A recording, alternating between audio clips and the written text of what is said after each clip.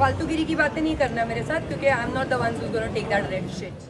বলিউড অভিনেত্রী জারিন খান মুম্বাই একটি পোশাক ব্র্যান্ডের শোরুম উদ্বোধন অনুষ্ঠানে গিয়ে অপ্রীতিকর পরিস্থিতির মুখোমুখি হন। অনুষ্ঠানে উপস্থিত এক আলোকচিত্রীর আপত্তিকর মন্তব্যে তাৎক্ষণিকভাবে প্রতিবাদ জানিয়ে নিজের অবস্থান স্পষ্ট করেন তিনি। ঘটনার ভিডিও সামাজিক যোগাযোগ মাধ্যমে ছড়িয়ে পড়ার পর জারিনের দৃঢ় অবস্থানকে সমর্থন জানিয়েছেন অসংখ্য নেটিজেন।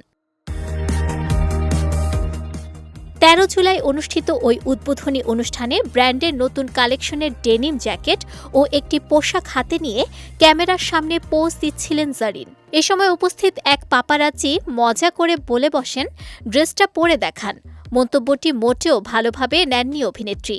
সঙ্গে সঙ্গে তিনি জবাব দেন, আপনাদের সামনে সেটা হবে না।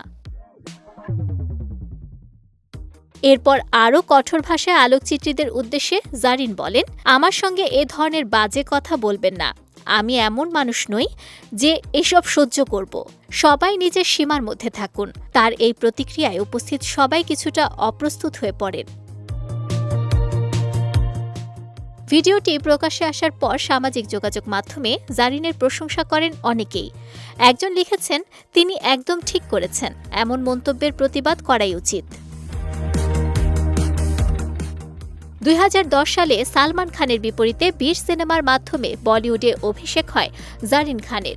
এরপর হাউসফুল 2, হেট স্টোরি 3, আকসার 2, 1921 এবং পাঞ্জাবি ছবি জাট জেমস বন্ড সহ বেশ কয়েকটি সিনেমায় অভিনয় করেন তিনি।